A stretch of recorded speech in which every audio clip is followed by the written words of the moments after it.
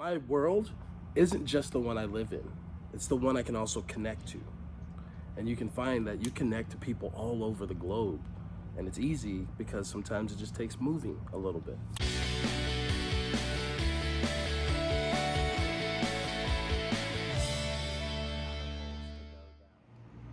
Hello everyone, welcome back. I got some really good ones for you today on this Sunday, September 24th, 2023. Got a special video planned for you guys today. A buddy of mine just got back from Burning Man in the last couple weeks. You know, I was gonna talk about Burning Man on my channel, but I figured why don't we just wait for the dust to settle down, get a real good friend of mine to come on who was an eyewitness to all of it and let him kind of share his experiences with us. So I'd like you guys to welcome my buddy LB, DJ, entrepreneur, businessman, also known by his stage name, Lionel Ray. Was in the thick of it, had a very transformative experience. So I'm really excited to bring this to you guys. Interview, welcome, brother. Thank Thanks you, man. for coming. Thanks Really for excited to coming be by. here hanging out with you, man. Awesome. Tell us a little bit about yourself and what inspired you to attend Burning Man, and how did you kind of get involved in that? Is it invite only? Well, I'm a son of a preacher, a pastor, and grew up in a very religious household. And throughout my life in school and being in the military and traveling, just finding out about different cultures and different ways of life, you find out that the world isn't as doom and gloom as some religious people or some very just like left field, left thinking people would think it is. Rigid people really think that there's nothing to live for a lot of the time, or you have to have one thing to live for, like, or you have to believe in God and it has to be this way. And I really tested that theory. I said, how do other people live? Right. How do other people live in different places? And I was able to find different things, different styles of music, and different cultures who find joy in little things and find happiness in other forms of entertainment. And some things are, kind of weird. I'm not gonna lie. Some things out there in this planet are kind of weird. But then there are some things that are just beautiful. And on that journey, it kind of landed me in the peer view of people who go to Burning Man. And some of my friends who I found out go to Burning Man. And there was an opportunity to go, so I took it to experience it. And it was great. Is it an invite only, or how does that work if somebody's never even heard? Where do you even begin? So you can go to Black Rock. They have a website, and you can put in an application to get a ticket. So the easiest way to come is if you know someone who goes, because most campouts that have legit campouts that bring something for the event, for the project, they also have an allotted amount of tickets. Okay. So they get the tickets first before any other tickets go out. And then there's a certain amount of tickets that are for applications. So if you've gone before, they already have your information and you just apply, they give you another ticket the next year. If you haven't gone, there are certain criteria they look for in your life and things like that, because there are principles in which people live by. It's kind of like rules. Like, hey, if you want to be a part of this isn't just a festival. Here are the rules that we expect and hope that everyone kind of lives by while you're here at this event. So this is not a music festival. No, you'd say. no, not at all. Not a music.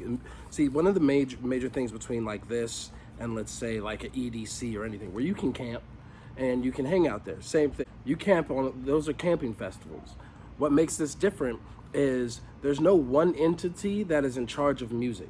There are several people that provide and generously give music to everyone there. So like we were a sound camp. And so we had to bring our own DJs, we had to bring our own equipment, we had to bring our own power to run that equipment.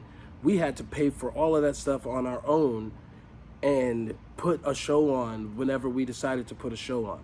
Now, if no one decides to bring music, then there's no music on the playa, because there's not one person, one entity that's in charge of what people bring and what people do.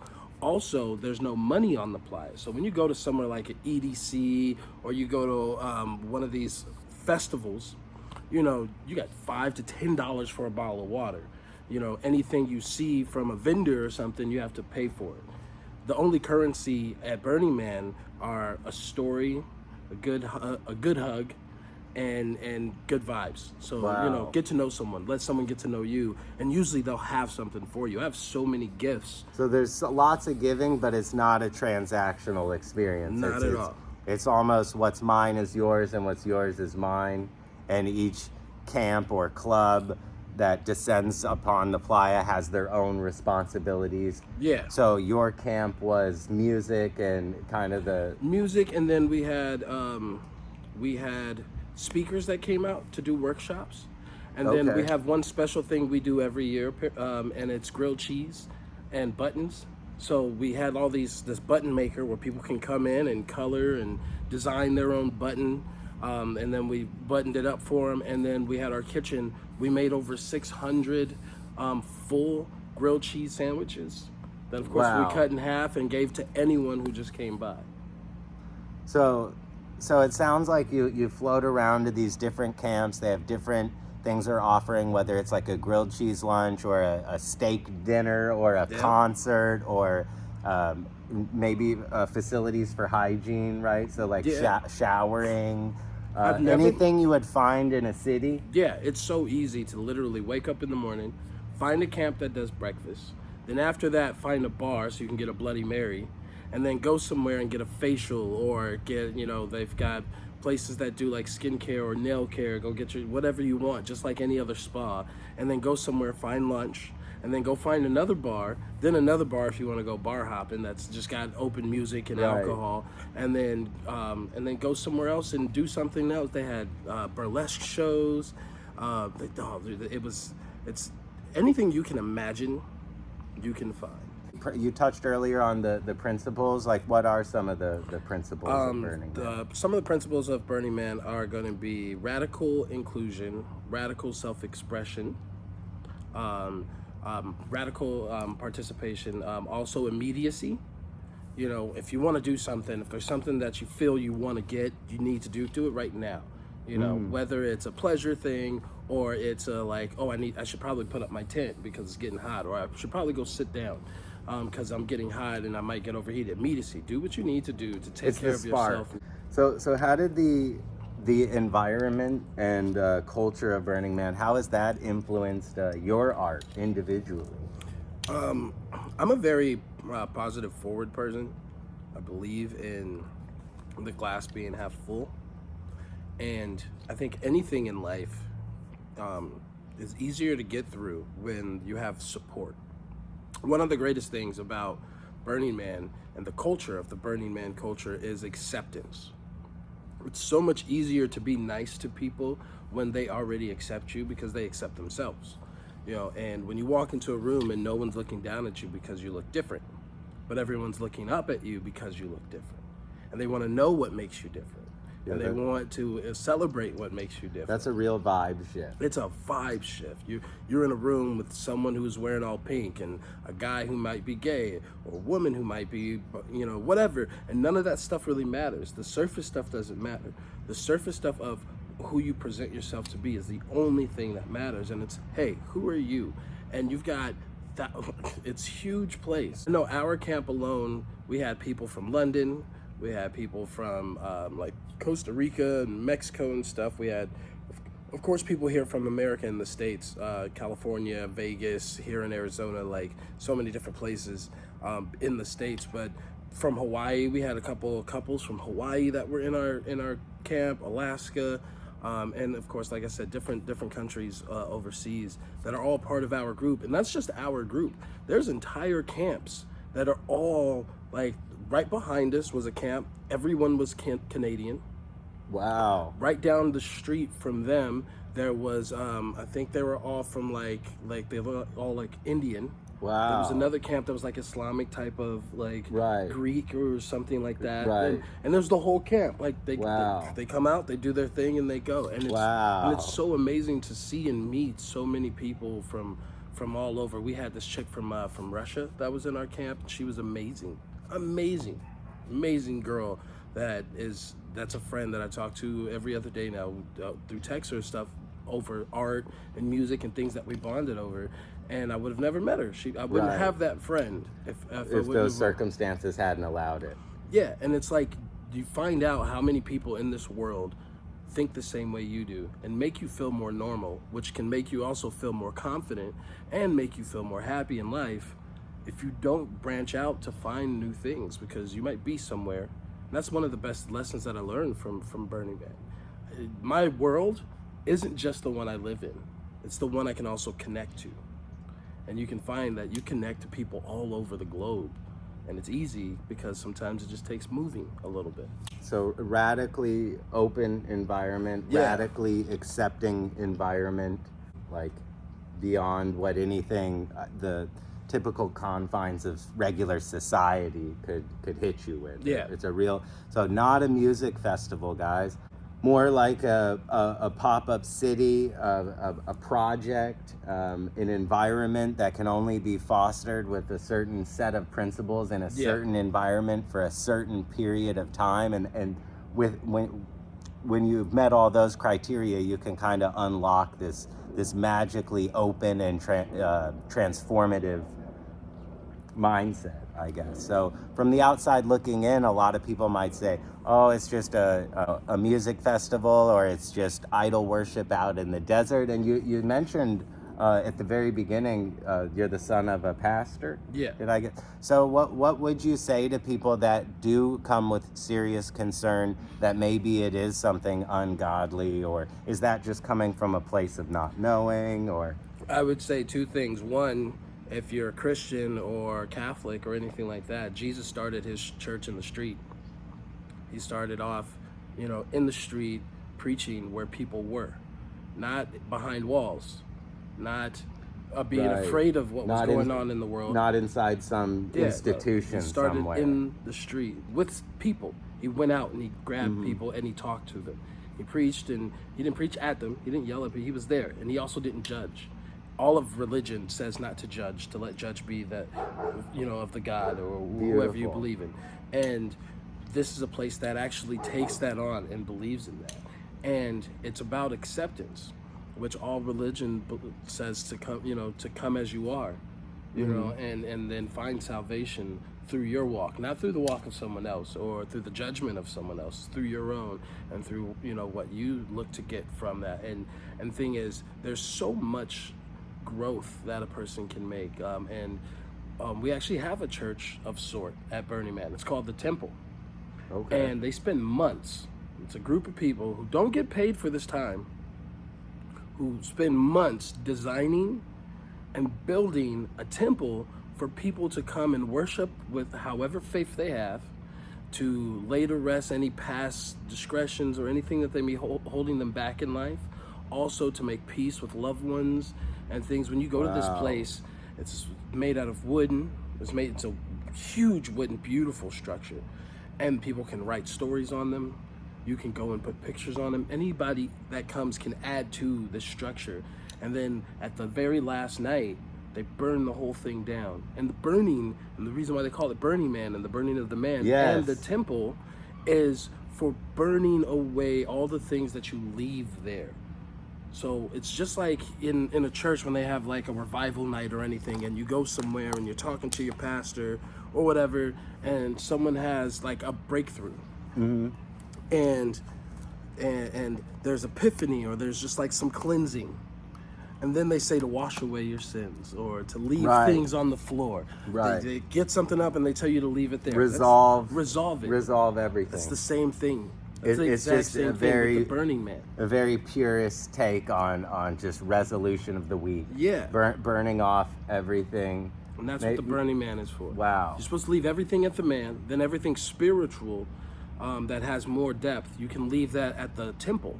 Okay. And then at the last 2 days of the event, they burn it all down so that you can also burn that away. We actually do rely on each other because, if you're caught in a dust storm on the other side of the playa, or if you're walking around looking at art and you run out of water and it's a scorcher, you're in trouble. Yeah, you're and you in hope trouble. the people around you are nice enough Right. to take care of you or help you if you need it.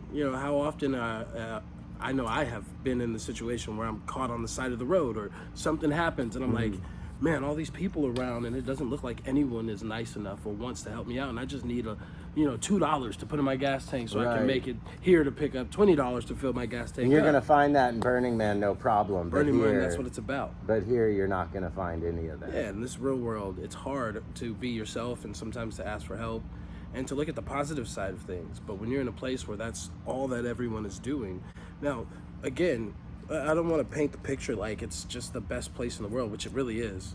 But it's a place where you can find anything that you're into. It's about openness and inclusion, not exclusion. So if you're into something that I'm not into, that's fine. If I know where that is, oh yeah, go to this camp over here, they do exactly what you're looking for. Or go over here, there's a bunch of people over here who love doing that. And they're over there, and that's when they do this, and that's when they do that. And then... How many camps did you visit? Like, are we talking 10, 20, maybe 30? And then how many are there to get a sense of scale? It's hard because you have streets on streets, so it's a half circle that goes from 2 o'clock to 10 o'clock. So it's like 10 o'clock is a street, or 2 o'clock's a street, then 2:30, and then all the way over. And then there's several by streets that go back from like A to like G or H or something like that. And then each corner is a camp. So it's a lot. The place is huge. So when we hear about celebrities visiting, or the odds that you would actually see them in person might be quite slim. You might not even slim. run into these people. Yeah, not even. Wow, you guys. Unless you're wild. unless you're near the camp. So now here's the other thing. Most of the time when people like that come, they have a little book. There is a schedule of all the big stuff, and all of that stuff has to be approved. Because again, one of the things that is really big there is safety. One of the principles is radical. You have to be able to take care of yourself, and they help you out with that though, because of course we want to be safe, so they limit what can come to the playa and how things. There's a ban list kind of like, hey, don't bring that. Hey, yeah, this is how this works. This is how that works. We don't allow this. We don't allow that. This is and hey, bring a lot of this. So like when people do come, especially artists and things like that, a lot of times they're on a list and people can know where to find certain things. And then celebrities they usually just kind of come in on their own with a camp out. They know someone or they're being brought in. And if you're nearby, you can catch it. Because like each camp also has like signage of their camp name. So you know what, and then they have like a billboard of what they do and what times they do it. Yeah, because it won't give it away in the name. So you want to read underneath it a little blurb like, this is where we do, painting or whatever. So it's like we're Camp Exclamation Mark. And then you have all of our DJs and all of our topics each day. But then we have like, all right, well, then we're doing this special on this day. We're doing special on that day. And then it's either you can find that in the book, or if you're walking by looking at each camp out, they have a little schedule. They have their schedule in their calendar for the week. How many people are in one camp? Like how many people were in your camp? Our camp had over 100 people in it. You know what's really cool is, so we were out one night after going to see a DJ play. I did a set, then we went to another camp to see their set, and then a couple of us just went walking around, and we found this camp that's a hotel. Oh, a hotel camp. Yeah, so what they do is they had, it sucks that I can't remember the name, but they had like 5 little, like the cone tents. And each one of them was different. So one was like an English camp out. So it had like all the furniture in the bed with the draping, like if you were Victorian era. Yeah, and then it had one that was like an Indian. It was called the Indian Suite. Okay. And it like Indian, like Indian. Hey, okay. Like it had all the drapes, the bright colors of like with the gold lacing and everything. Oh, it was so beautiful. So they had 4 of these, and each one of them was different. And they had like 3 nights a week, or 3 nights that week, where they just raffled off the hotel suites. Okay. And if you came by and you drank and hang out, which of course the drinking is free, so it's a free night stay if you win the raffle in your choice of one of their little suites. And it came with full concierge service. Oh my gosh! So any food, any you got alcohol. A butler for your tent. Yeah. Yeah, you got your own tent, and that's themed with its own butler. Yeah, and that's what they did. That's what they brought. And that's just one. And how many camps are there? I don't even know. If you had to guess, is it 1,000? At least. Just something Maybe, like that. yeah, so, Maybe, 'cause you maybe gotta a little think, less than that, but maybe, over 100, almost, you would say probably, or maybe 100 of these camps, maybe. no, it's definitely more than 100. More than 100, you guys. Wow, wild. With I mean, 100 people, yeah. No, and there's space, and there's space for open out. camping too, though. And there's space for open camping too. So if you Right. if you don't know anyone, if you get a chance to go and you maybe take someone with you, whatever, there are places where you can just like kind of pitch your tent up and get your stuff together and camp on your own, and then just make friends. And then the next year, if you want to go back, now you have a camp to go with, or you just keep camping on your own so you don't have to do the work, because that's the other thing. It's a lot of work.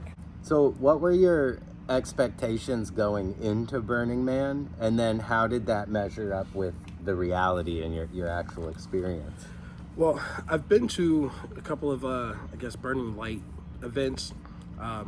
One called Pitch a Tent that goes on in Flagstaff, Arizona.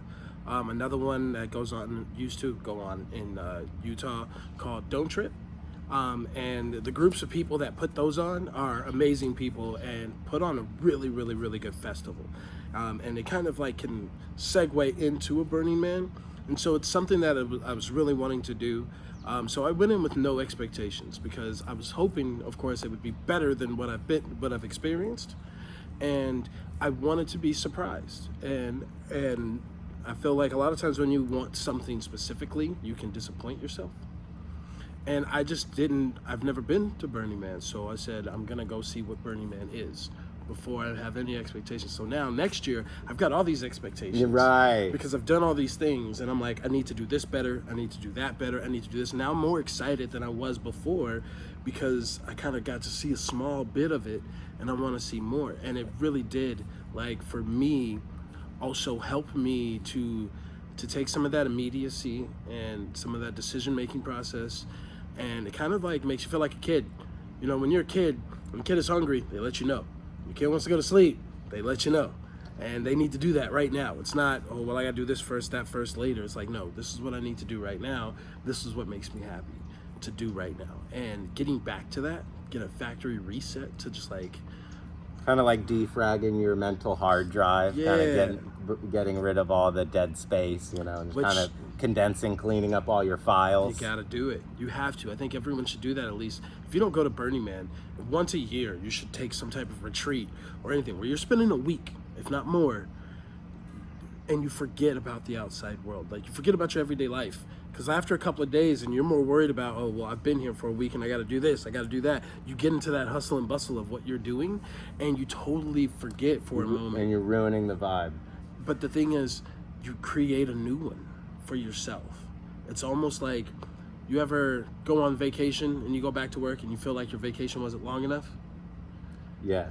I think we've all been there. Something like a Burning Man is like going on vacation, coming back a new person.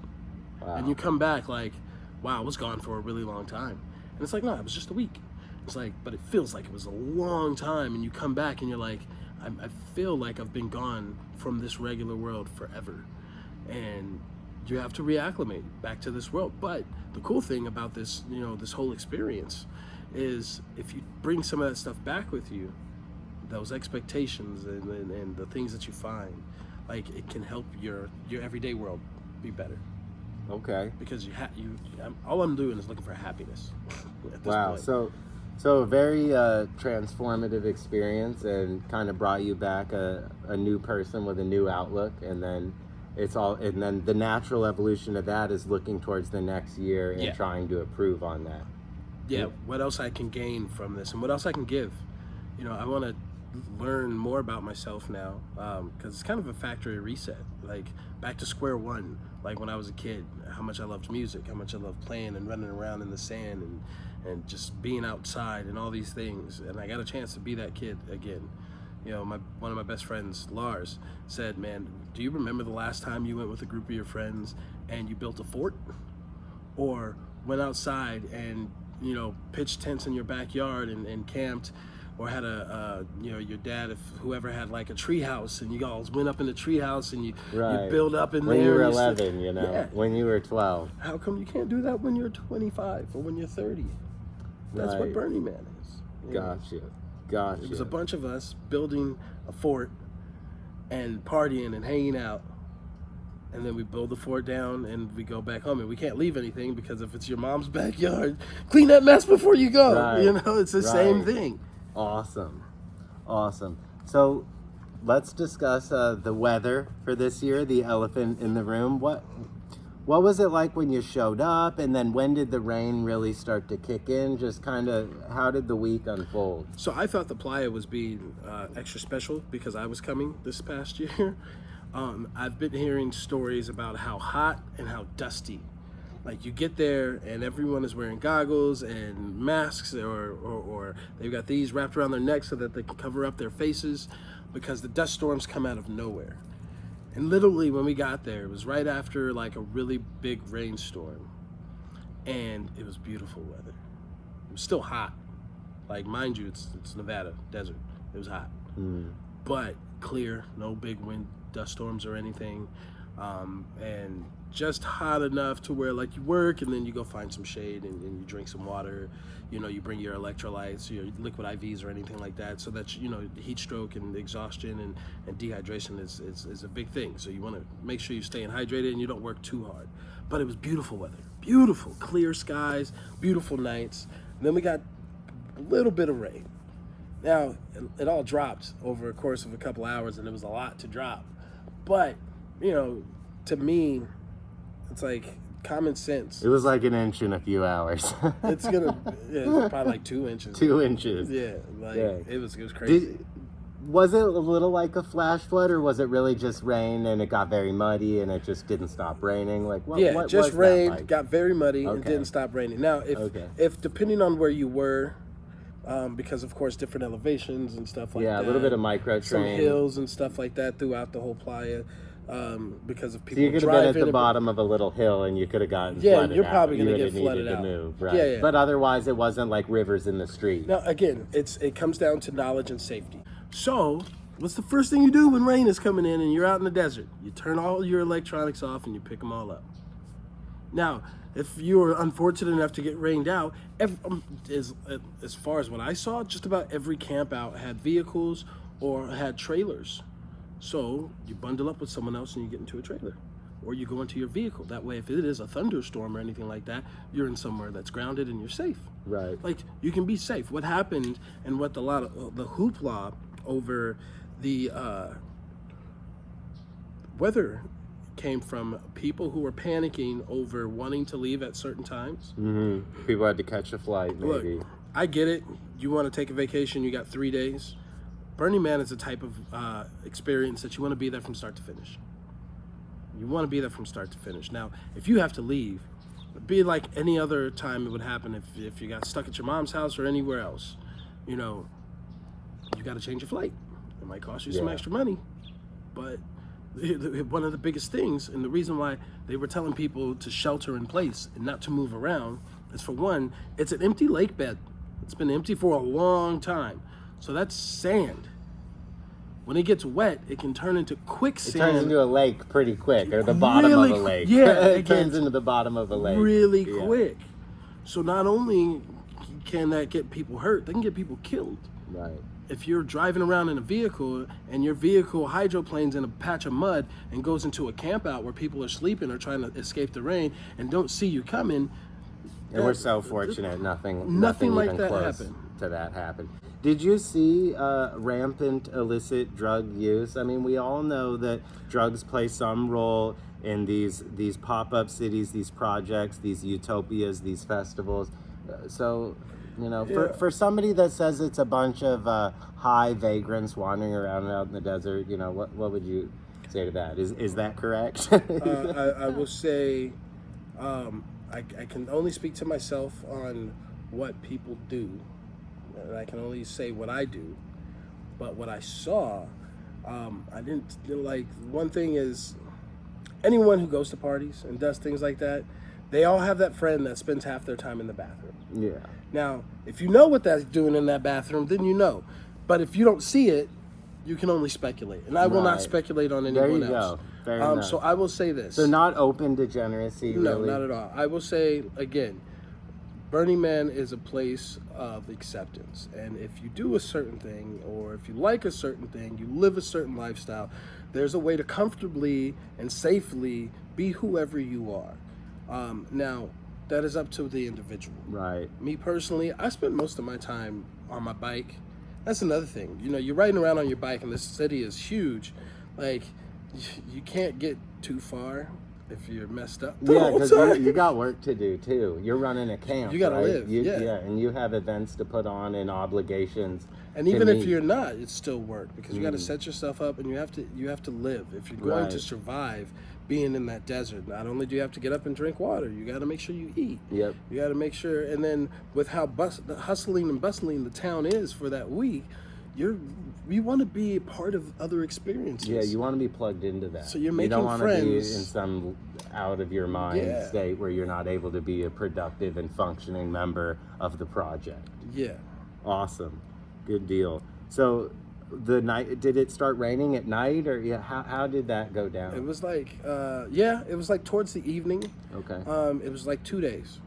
So the first day it rained, and it was like a little bit, and they were like, all right, that was kind of a drop, but it's all right, and hopefully we'll be all good by tomorrow. And then it started getting a little weird. All right, it's gonna hit.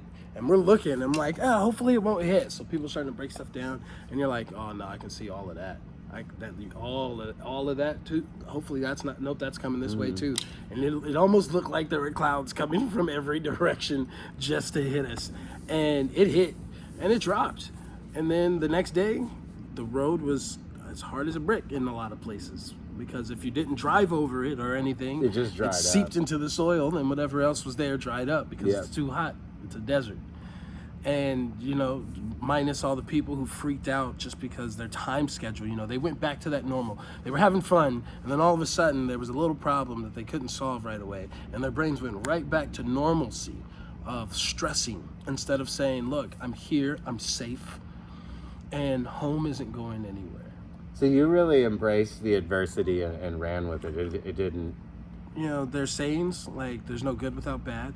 There's no triumph without struggle. You never know how good the world can be until you see how bad it can be. And it's sad that is a truth.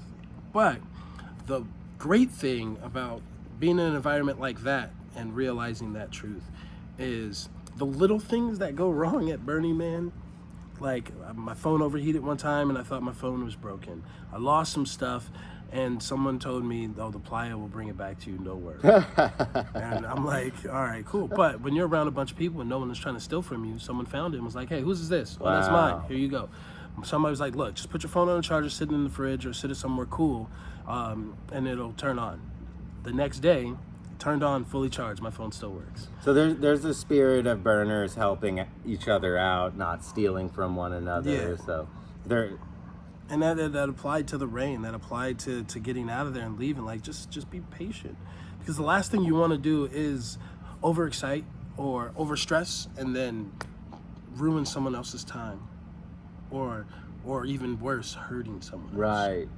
It could always be so much worse than a little bit of rain at the pocket city. And that's a good, like, when you get home, you're back to your normal life. Like, it's like when things happen, take a deep breath and just figure out the solution. And literally, it was just, the solution is always like, what do I need to do to be happy? Oh, I need a Bloody Mary. All right, let's find, do we got that here at our camp? Well, there's a Bloody Mary camp on the other side. All right, fine. Get on the bikes. Let's go to the Bloody Mary camp. That's awesome. There's this camp doing this fun thing, and it's like, oh shoot, well that'll make me happy, and I'm not worried about what's rain's going on. So like, and that was the same thing when it rained and we got stuck in our tent. We all just came together and was like, all right, cool. Who wants to bartend? Who wants to play DJ? We got the speaker. We can keep out of the rain. Bluetooth it. Let's go. And we had a good time. What's the festival? Woodstock. I think Woodstock is. That's crazy that I knew when you just said, what's the festival? I was like, Woodstock? You're like, Woodstock. Woodstock, I would say, is the godfather or grandmother, or however you want to put it, to these type of events. Because it's people coming together that all have the same idea of peace, love, inclusion, and expression. And it's like this type of passion for other people and for information and for learning and for being open.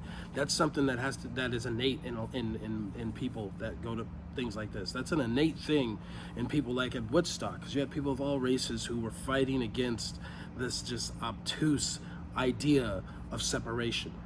Very open people, Yeah. very borderline revolutionary. So even when you go to these things, there's tickets, there's all these other things, there's monetary value. And so, but there's still all this peace and love. So when someone goes, well, what's the evolution of this peace and love? Well, make it totally self-contained so that there is no monetary or trade value. So now all you have is peace, love, inclusion. All you have is helping and living off of one another and being there. So now, without all of these things that make a democracy, all of these things, trade and stuff that make like a government. If you take that away and you just have simple guidelines, how does that work? And that's the experiment that created Burning Man. They took all of these things that were great about like Woodstock and these festivals that I go to, like Burning Man, or Pitch a Tent and Don't Trip, and you take away what do you think would keep them from being more self-contained and more of a beautiful experience?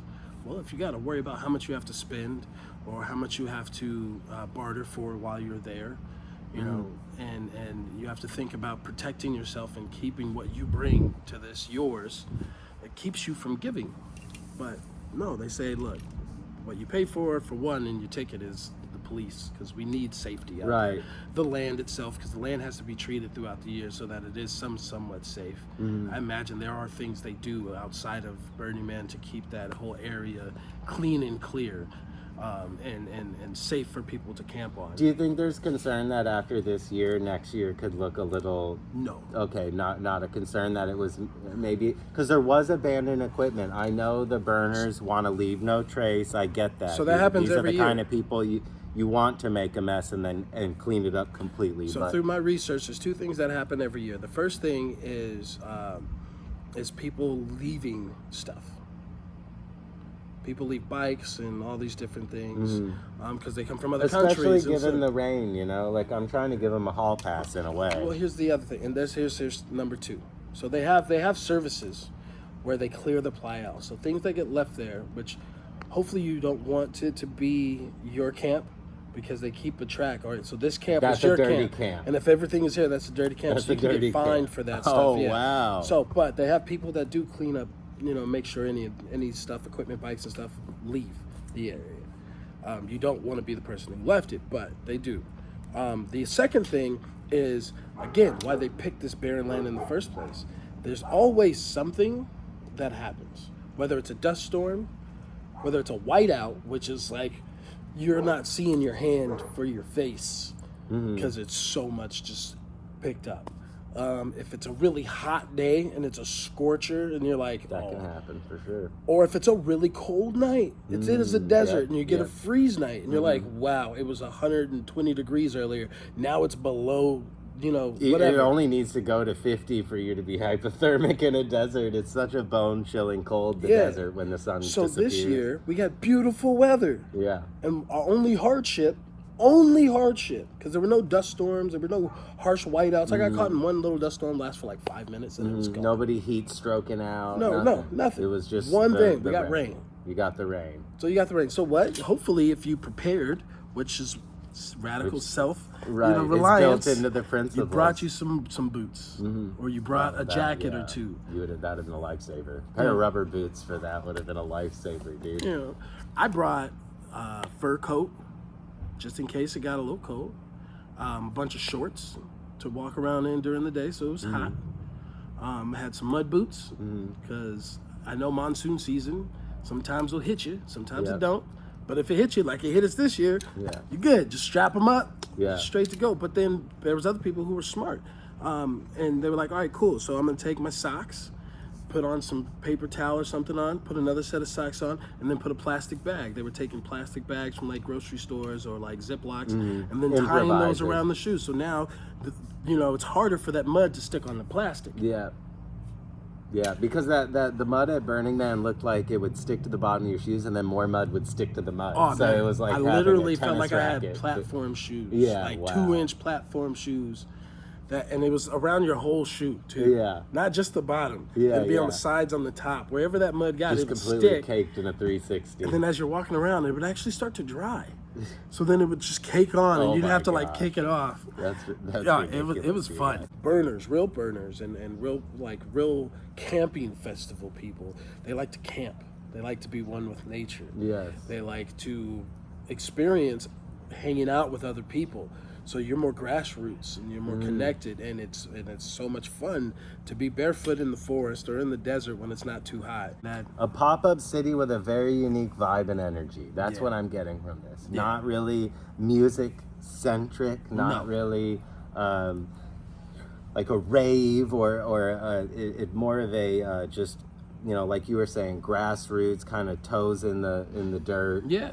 Building community. Yep.